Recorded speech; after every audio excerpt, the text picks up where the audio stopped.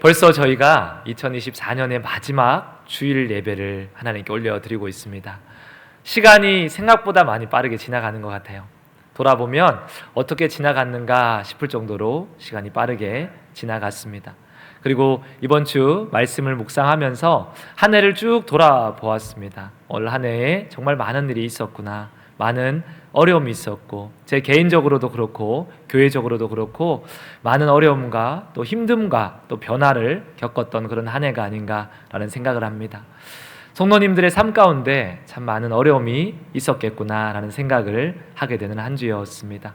오랫동안 모셨던 우리 선대 목사님이신 박경혜 목사님을 떠나보내면서 또 마음 가운데 속상함과 아쉬움이 또 우리 성도님 마음 가운데 있었을 겁니다.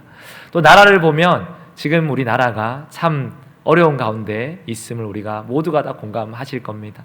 이런 어려움, 또 우리 개인적으로 보면 또 어떻습니까? 한 해 동안 육신의 질병 때문에, 경제의 어려움 때문에, 물질 때문에, 관계 때문에 참 많은 어려움의 시간을 지나오며 오늘 우리가 이 자리에서 또 여전히 그 예배의 자리를 지키고 또 하나님 말씀을 듣고자 나오셨고, 세상에서 고난과 많은 역경 속에 어려워하시면서도 교회 나와 또 헌신이라는 이름으로 봉사하시는 성도님들에게 감사합니다라는 말씀을 꼭 전하고 싶었습니다. 그리고 너무 수고하셨습니다라는 말씀도 꼭 전하고 싶었습니다. 성도로서 산다는 게 결코 쉬운 일은 아닌 것 같습니다.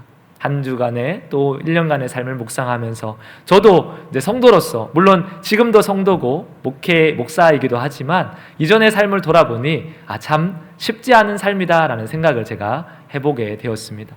과거에 제가 이런 경험이 있는데, 이 이야기가 끝나고 너무 저를 흉보지 마시고 그냥 이해하시고 청년의 저를 이해하시면 좋을 것 같습니다.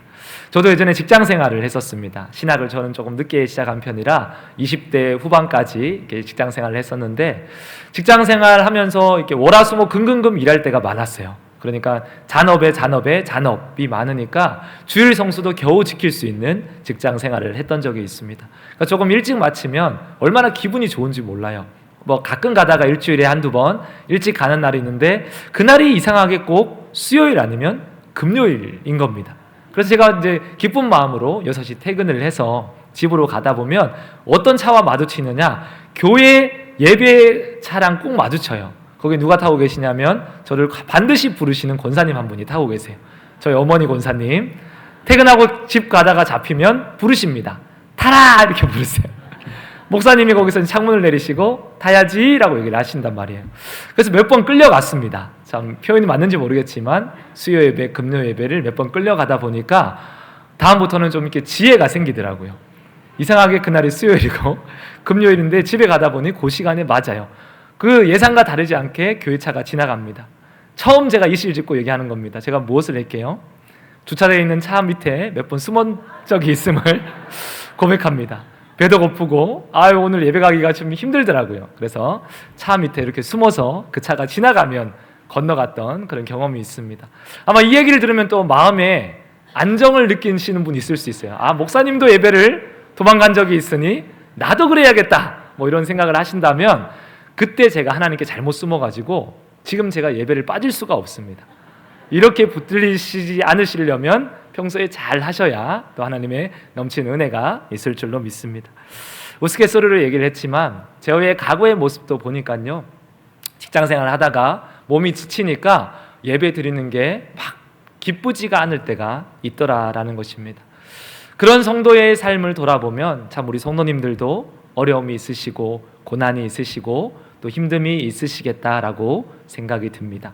그럼에도 불구하고 제가 오늘 앞에 서서 하고자 하는 말씀은, 여러분 이제 쉬십시오라는 말씀이 아니라 2025년에는 더 믿음의 자리에 나오십시오라는 말씀을 드리기를 원합니다. 더 수고합시다라는 얘기를 하기를 원해서 나와 있습니다. 그러면 이런 질문이 생길 수 있잖아요.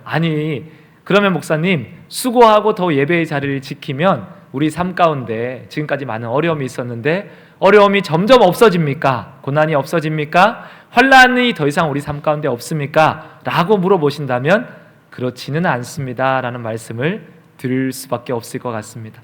오늘 우리가 말씀을 보면요, 제자들도 많은 고난을 맞이하고 있는 것을 보게 됩니다. 8장 말씀을 우리가 쭉 읽어보면요, 예수님과 함께 있지만 그들이 무엇을 경험하냐면 배를 타고 가다가 풍랑을 만나게 됩니다. 난파될 위기를 겪고 죽을 뻔한 위기를 겪고 겨우 이제 무태 내렸어요. 내려서 처음 만난 사람이 누구입니까? 귀신 들린 자입니다. 그 귀신 들린 자를 지나서 만난 사람이 딸이 죽어가는 아버지 회당장 야이로입니다. 그 딸을 고치러 가는 상황 가운데 만난 사람이 누구입니까? 12해 동안 고칠 수 없는 병을 가진 혈류증을 앓은 여인을 만납니다. 8장 말씀만 읽고 있으면요, 우리의 인생 만사에 대한 이야기들이 다 담겨 있는 것 같습니다. 우리가 어찌할 수 없는 폭풍우 같은 역경으로 그 이야기를 하고 있고요. 또 한편으로 귀신 들린 자의 모습은 우리의 마음과 인격을 괴롭히는 모든 악의 모습을 보여주고 있는 것 같습니다. 고칠 수 없는 불치의 질병, 이 혈류증을 앓는 여인의 모습을 통해 이 땅을 살아가면서 육체의 질병을 앓을 수밖에 없는 또 우리의 모습을 비춰주고 있습니다. 야이로의 딸이 결국은 죽음을 당합니다. 이 모습을 보면서요, 우리가 피할 수 없는 마지막 원수 사망의 모습을 이 8장에서 보여주고 있습니다.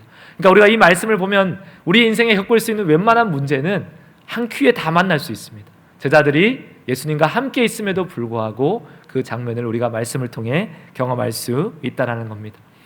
이 말씀 보면서 우리가 한 가지는 인정을 해야 됩니다. 우리가 믿는 자이지만, 믿음 안에 있지만 우리는 환난으로부터 자유하지는 않습니다 라는 사실을 우리는 인정을 해야 합니다. 이것을 우리가 인정하지 않으면 오히려 우리 가운데 더 큰 어려움이 찾아올 겁니다. 그러면 이런 질문으로 넘어갈 수 있겠죠. 아니, 예수 믿는 자나 예수 믿지 않는 자나 동일하게 환난 가운데 있다면, 여전히 환난으로부터 자유하지 않는다면 우리가 예수님을 믿을 이유가 어디에 있습니까? 우리가 꼭 예수님을 그러면 믿어야 합니까? 라고 얘기할 수 있을 겁니다. 우리 성도님들은 어떻게 생각하십니까? 누군가 우리에게 그런 질문을 던졌다라고 생각을 해봅시다. 내가 예수님을 믿는데 환난이 있습니다. 고난도 있고 질병도 겪고 어려움도 있습니다. 그런데 내가 계속 예수님을 믿어야겠습니까? 라고 물어보신다면 여러분은 뭐라고 대답하시겠습니까? 그래도 믿어야 됩니다 라고 얘기하시겠습니까? 아멘. 그럴 수 있기를 축복합니다. 누군가 저에게 그렇게 물어보신다면 공감은 하실 것 같습니다. 많이 힘드시겠습니다 라는 얘기와 함께 제 대답은 뭐겠습니까? 그래도 믿음은 필요합니다 라는 얘기를 저는 할 것입니다. 이것이 오늘 첫 번째 대지입니다. 그래도 믿음은 필요합니다. 우리가 이야기를 나누었듯이 우리는 환난으로부터 자유한 사람은 아닙니다. 세상과 좀 다르게 구별되어서 예수님이 우리를 완전히 지키셔서 아픔도 없고 고난도 없고, 그러면 우리 성도님들 중에 독감 걸린 분이 한 분도 안 계셔야 되는데 독감 많이 걸리시잖아요. 아픔도 있습니다. 어려움도 있습니다. 환난으로부터 우리는 자유하지 않습니다. 그러나 환난으로부터 자유하지 않다고 해서 우리가 환난 앞에서 무기력하다라는 얘기는 또한 아니다라는 것을 기억을 해야 합니다. 우리가 이 세상에서 환난을 극복할 수 있는 힘은 우리 가운데 없습니다. 우리가 어떻게 풍랑 앞에서 자유로울 수 있고 불치병 앞에서 자유로울 수 있으며 죽음 앞에서 자유로울 수가 있겠습니까? 그런데 그것 앞에서 자유로울 수 있는 한 분이 있습니다. 그분이 누구십니까? 예수 그리스도입니다. 모든 환난으로부터 자유할 수 있는 분은, 모든 문제로부터 승리하고 고칠 수 있는 분은 우리 예수님이 되십니다. 그러면 환난을 겪고 있는 사람에게 제일 필요한 사람이 누구겠습니까? 예수 그리스도. 그래서 우리에게 믿음이 필요한 겁니다. 제자들은 호수를 건너면서 인생을 경험할 수 있는 모든 종류의 환난을 다 경험했습니다. 근데 그것이 자기 힘으로 뭔가 해결할 수 있는 방법은 하나도 없어요. 그러니까 그들이 가질 수 있는 감정은 두려움밖에 없는 거죠. 어찌해야 되나? 무엇을 해야 되나? 그럼에도 그들에게 희망이 있는 이유가 있습니다. 그 모든 8장에 나오는 환난의 공통점이 뭔지 혹시 아시겠습니까? 그들 옆에 예수가 있었다라는 사실이죠. 제자들이 눈만 들면 예수님이 옆에 있습니다. 제자들이 입만 열면 예수님께 말할 수 있습니다. 그래서 풍랑 가운데 배가 잠겨져 갈 때, 비가 치고 바람이 불 때 그들이 무슨 얘기를 합니까? 주여! 주여! 우리가 죽겠나이다 라고 얘기하죠. 예수님을 부르짖고 예수님을 찾고 예수님과 이야기할 수 있었다라는 겁니다. 제가 생긴 건 굉장히 도시의 남자처럼 보이지 않습니까?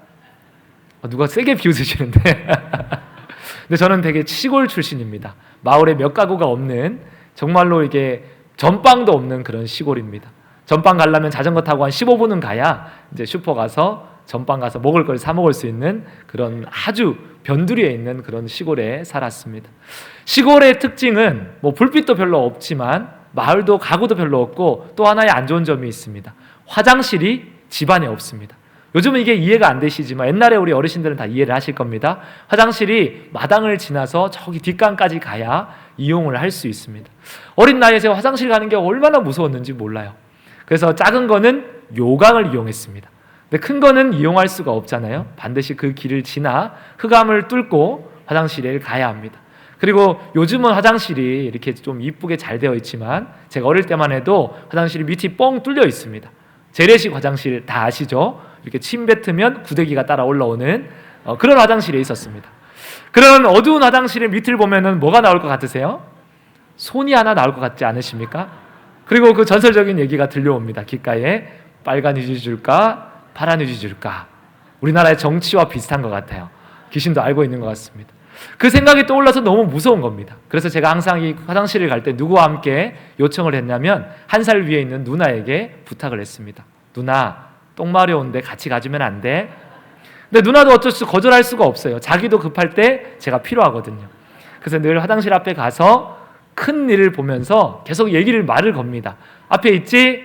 누나 앞에 있지? 계속 물어봐요. 무서우니까. 앞에 없으면 손이 나올 것 같고. 그런 경험이 저에게 있습니다. 단지 누나가 앞에 있는 것 사실만으로도 누나가 제 이야기를 들어준다라는 그 사실만으로도 저에게 뭐가 있었냐면요. 든든함이 있었어요. 담대함이 있었습니다. 제자들이 호수를 건너갑니다. 바람을 만나고 풍랑을 만납니다. 만약에 제자들이 예수님과 함께 가지 않았다면 어땠을까요? 그들은 아마 어마어마한 공황 상태에 빠질 수밖에 없었을 겁니다.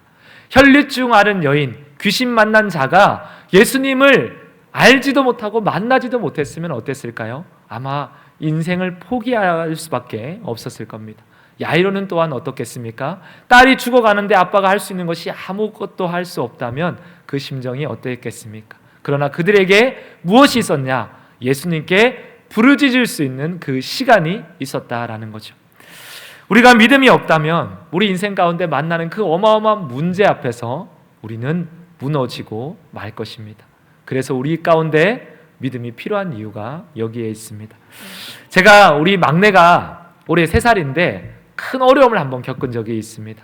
코로나도 겹치고 또 장염도 겹치고 뭐 여러 가지 질병이 한 번에 겹치면서 이 아이가 몸이 감당이 안 된 것 같아요. 그래서 어느 날 아침에 갑자기 발작을 하면서 이렇게 쓰러진 적이 있습니다.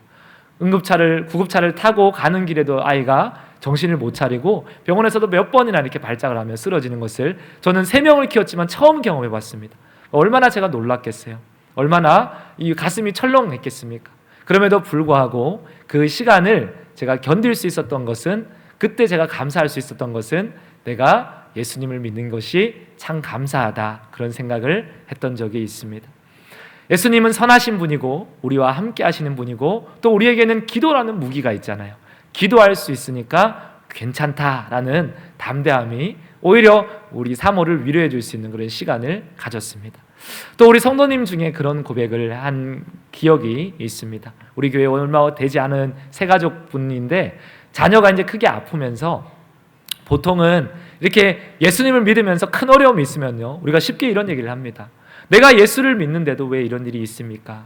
내가 기도하는데도 왜 내 삶 가운데 이런 어려운 일이 생깁니까? 이것이 보통 우리 입술 가운데 나오는 말입니다. 근데 그분이 이런 얘기를 했다는 이야기를 들었습니다. 내가 이런 어려움을 겪었는데 예수님을 믿어서 참 다행입니다 라는 얘기를 했다라고 합니다.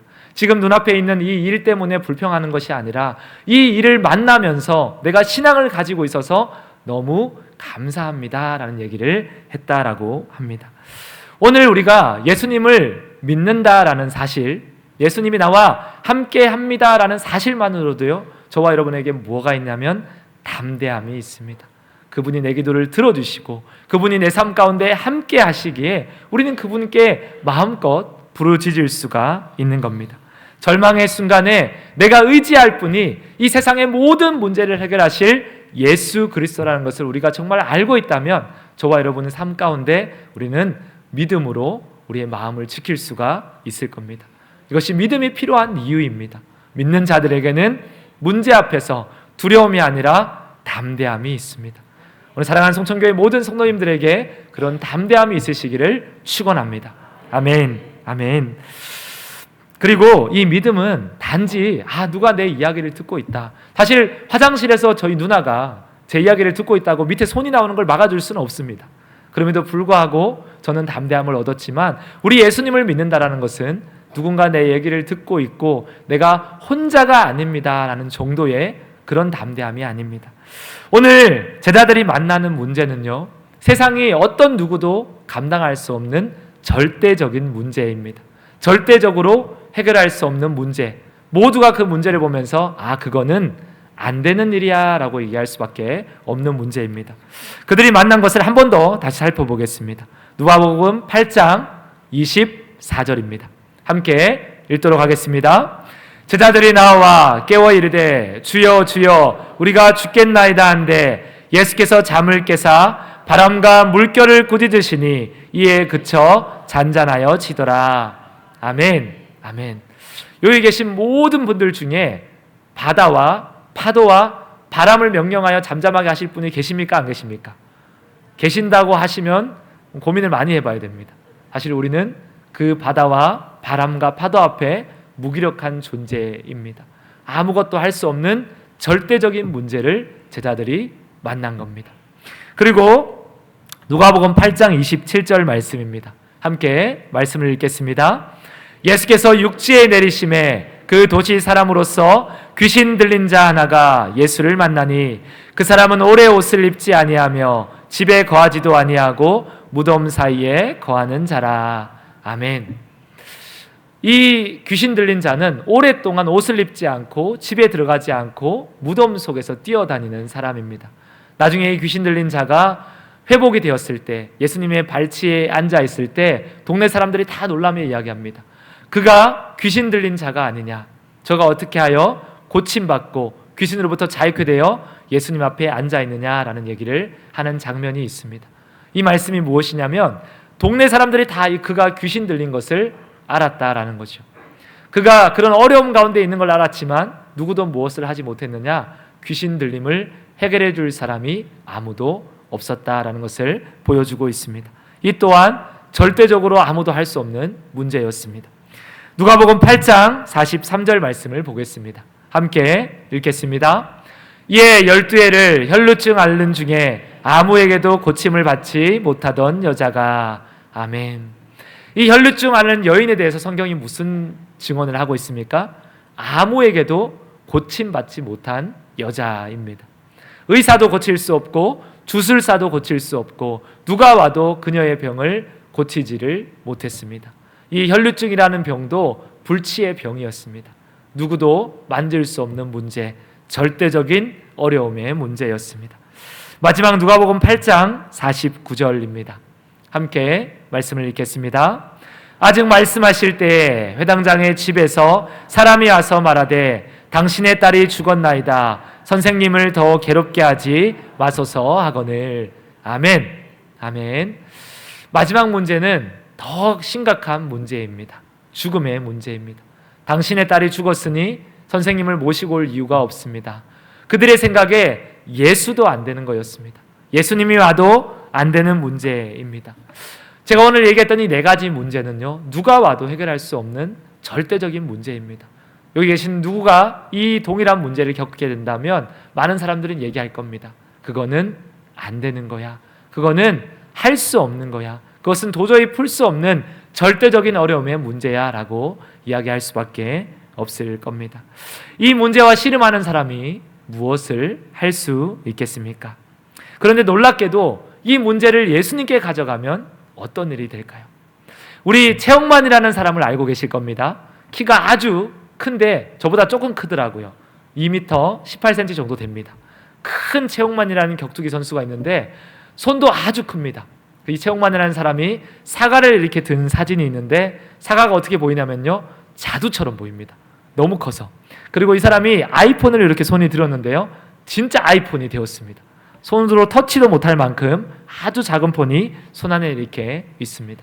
근데 제가 들면 어떻게 됩니까? 그것은 사과가 되고 그냥 쓸 수 있는 폰이 됩니다. 무슨 얘기를 제가 하고 싶냐면요, 우리가 가지고 있는 세상의 절대적인 문제는 예수님 앞에 나아가면 상대적인 문제로 바뀐다라는 사실입니다. 제가 만나는 문제는요, 해결할 수 없는 절대적인 문제입니다. 그러나 예수님이 그 문제를 만났을 때 폭풍우 앞에서 예수님은 폭풍우를 꾸짖으십니다. 잠잠하라 라고 말씀하시죠. 바다가 즉시로 잠잠해졌습니다. 오랫동안 귀신에 붙들려 있는 자를, 누구도 해결하지 못한 그 문제를 예수님이 떠나가라 라는 말씀 하나로 그 귀신으로부터 그 사람은 자유케 되어졌습니다. 아무도 고치지 못한 문제를 가지고 혈류증을 앓은 여인이 고침받은 그 방법은 무엇입니까? 예수님의 옷자락을 붙잡았을 뿐입니다. 예수님의 옷자락을 붙잡자 그 모든 질병이 떠나가는 그런 경험을 합니다. 죽음의 문제 앞에 서 있는 그 사랑하는 아버지 앞에 예수님이 그 죽음을 보며 이렇게 얘기합니다. 그 아이가 죽은 것이 아니라 잔다라고 말씀하시죠. 그리고 그 아이는 자다가 일어난 것처럼 죽음에서 깨어났습니다. 이 세상의 절대적인 문제, 그거는 안 되는 거야 라는 그 문제도 예수님 앞에 나오니 그 문제는 해결받는 문제가 되더라라는 것입니다. 그것이 얼마나 큰 은혜인지 모릅니다. 그래서 우리에게 무엇이 필요합니까? 믿음이 필요합니다.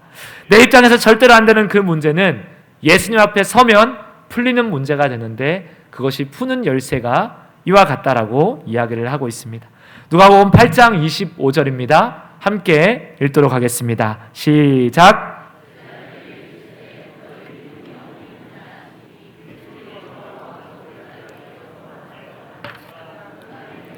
바람과 물을 명하여 순종하는가 하더라. 아멘. 제자들이 혼란 가운데 있을 때 예수님이 물으십니다. 너희 믿음이 어디에 있느냐라고 물으십니다. 누가복음 8장 48절입니다. 함께 읽겠습니다. 예수께서 이르시되 따라 내 믿음이 너를 구원하였으니 평안히 가라 하시더라. 아멘. 그 혈류병 앓은 여인에게 말씀하십니다. 너희의 믿음이 너를 구원하였다라고 말씀하십니다. 누가복음 8장 50절입니다. 함께 읽겠습니다. 예수께서 들으시고 이르시되 두려워하지 말고 믿기만 하라. 그리하면 딸이 구원을 얻으리라 하시고. 아멘. 이 절대적인 문제를 푸는 열쇠는 무엇입니까? 믿음입니다. 우리가 절대로 풀 수 없어, 이건 할 수 없어 라는 문제를 예수님께 가져갔을 때 예수님이 말씀하십니다. 두려워하지 말고 믿기만 하라 라고 말씀하십니다. 그래서 믿음이 필요합니다. 그래서 우리는 이 땅의 환난을 피할 방법을 알지 못하지만, 우리는 이 땅의 환난 앞에서 자유할 수 없지만 믿음을 가졌을 때 담대할 수 있습니다. 하나님이 나와 함께 하신다라는 담대함이 있습니다. 그리고 그 담대함은 어디까지 나아가느냐? 우리가 풀 수 없는 그 문제 앞에서 승리하는 은혜까지 나아가기를 우리 주님께서 바라시고 계신다라는 겁니다. 그래서 우리가 믿음이 필요합니다. 때로는 예수님은 우리가 기대하는 승리를 그런 방법으로 보여주지 않을 수도 있습니다. 내가 원하는 방법으로 그것이 풀려지지 않을 수도 있지만요, 우리가 그분께 구한다면 그분은 언제나 어떤 식으로든 고난을 정복하시는 분이심을 믿으시기를 축복합니다. 우리가 믿음을 가지고 예수님께 구할 때 예수님은 때로는 환난 가운데 우리를 구해 주심으로 응답하실 겁니다. 때로는 인내로 응답하시기도 할 겁니다. 나를 건져주시기도 할 것이고, 너는 그곳에서 기다리라, 너에게 족함의 은혜를 말씀하기도 하실 것입니다. 그리고 질병 가운데 있을 때 우리에게 건강으로 응답하기도 하실 거고, 때로는 우리에게 용기로 응답하기도 하실 겁니다. 내가 너와 함께 있으니 너는 힘을 내라, 두려워하지 말라라는 용기로 우리 가운데 응답하기도 하실 겁니다. 또 한편으로는 죽음의 문에서 우리를 건지시기도 할 거고, 또 죽음을 허용함으로써 우리에게 또 다른 소망을 주기도 하실 겁니다. 이 모든 것들 가운데 우리가 믿음을 정말로 가지고 있다면 우리는 이렇게 고백할 수 있습니다. 로마서 8장 37절 말씀입니다. 함께 읽도록 하겠습니다. 그러나 이 모든 일에 우리를 사랑하시는 이로 말미암아 우리가 넉넉히 이기느니라. 아멘. 아멘. 믿음이 우리에게 무엇을 줍니까? 믿음은 우리에게 승리를 줍니다. 세상 앞에서, 이 모든 환난 앞에서, 이 모든 어려움 앞에서 넉넉히 이기는 그 승리를 우리 가운데 허락해 줄 줄로 믿습니다. 아멘. 그래서 저와 여러분에게 믿음이 필요합니다. 마지막으로 이 세상에도 이 믿음이 필요합니다. 예수님께서 왜 이 환난을 허락하셨을까? 예수님께서 왜 팔짱을 보여주시면서 제자들을 데리고 다니시면서 세상에 이런 환난과 이런 어려움과 이런 상처와 이런 아픔이 있다라는 것을 보여주고 계실까? 그것은 너무나도 분명한 이야기가 될 겁니다. 세상에 이렇게 살기 힘들다, 세상에 이렇게 환난 가운데 너희가 있다, 이 말씀만을 하고자 하신 것이 아니라 이제 너희가 그 믿음을 보았으니, 그 믿음을 가진 자가 무엇을 해야 되는지를 알았으니 세상으로 가라라고 말씀하시는 겁니다. 세상도 이 믿음이 필요하다라고 예수님이 증언하고 있는 겁니다. 그래서 8장 말씀에서 여러 가지 환난을 보게 하시고 그 환난에 승리하신 예수 그리스도가 너희와 함께 있음을 보게 하시고 9장 첫 장 말씀을 보면요, 그들을 파송하고 있습니다. 누가복음 9장 1절에서 2절 말씀입니다. 함께 읽도록 하겠습니다. 예수께서 12제자를 불러 모으사 모든 귀신을 제어하며 병을 고치는 능력과 권위를 주시고 하나님의 나라를 전파하며 앓는 자를 고치게 하려고 내보내시며. 아멘. 예수님이 하시고 보여주셨던 그 믿음의 담대함과 믿음의 승리를 가지고 세상으로 가라라고 말씀하고 있는 겁니다. 이것이 교회의 역할입니다. 이것이 믿는 자의 역할입니다. 예수님이 능력을 주셨고 내가 너희와 함께 할 것이니 너희는 세상을 치료하라 라고 이야기를 하고 있는 겁니다. 오늘 우리는요, 교회라는 이름 안에 모여 있습니다. 저희가 정말로 믿음 안에 있다라고 말할 수 있다면 저희는 환난을 겪지만 담대할 수 있습니다. 환난 앞에서 우리는 능히 승리할 수 있습니다. 나아가 우리는 그 환난 앞에서 세상을 향해서 위로자로 쓰임받을 수 있습니다. 고린도후서 1장 3절에서 5절입니다. 말씀을 함께 찾아보도록 하겠습니다. 찬송하리로다. 그는 우리 주 예수 그리스도의 하나님이시요 자비의 아버지시요 모든 위로의 하나님이시며 우리의 모든 환난 중에서 우리를 위로하사 우리로 하여금 하나님께 받는 위로로서 모든 환난 중에 있는 자들을 능히 위로하게 하시는 이시로다. 그리스도의 고난이 우리에게 넘친 것 같이 우리가 받는 위로도 그리스도로 말미암아 넘치는도다. 아멘. 아멘. 여러분 정말로 믿음이 필요하다고 느끼십니까? 아멘. 우리에게는 너무나도 믿음이 필요합니다. 우리가 환난 앞에서 자유할 수는 없겠지만 우리가 그 믿는 믿음 아래서 우리는 세상의 어떤 문제를 만나도 담대할 수 있습니다. 그리고 그 문제 앞에 기도하는 우리는, 그 믿음을 가지고 예수 그리스도를 바라보는 우리는 예수님이 어떤 방식으로든 반드시 승리하게 하심을 믿으시기를 축복합니다. 그리고 우리 주님께서는 너희만 그것을 누리지 마라, 너희만 담대하지 말고 너희만 승리하지 말고 세상으로 나아가서 세상의 위로자가 되어라고 말씀하고 계십니다. 오늘 저와 여러분이 이런 위로자로 부름을 받았습니다. 세상 앞에 나아가서 여러분, 이런 환난과 이런 고통과 이런 어려운 가운데 있는 여러분에게 희망이 있습니다. 소망이 있습니다. 절대적인 문제 앞에서 예수님 앞에 나아갔더니 그 모든 문제가 해결되는 은혜가 있습니다. 우리는 이것을 증거하고 삶으로 드러내는 삶이 되어야 합니다. 우리 마지막 말씀을 읽고 마치겠습니다. 요한일서 5장 4절입니다. 함께 읽겠습니다. 무릇 하나님께로부터 난 자마다 세상을 이기느니라. 세상을 이기는 승리는 이것이니 우리의 믿음이니라. 아멘. 저와 여러분의 믿음은 세상을 넉넉히 이기는 승리가 됩니다. 그 믿음을 더 붙잡으시고 2025년에는 더 하나님께로 나아오시고 어려운 일이 지나가며 또 고난이 있었지만 힘든 일이 여전히 우리 삶 가운데 있지만 나는 주님만 바라봅니다. 주님만 의지합니다. 나의 믿음이 더 굳건해지고 더 새로워지고 더 하나님 앞에 세워지는 그런 은혜가 있게 하여 주시옵소서. 기도하시는 송천교회 모든 성도님 되시기를 축복합니다. 아멘.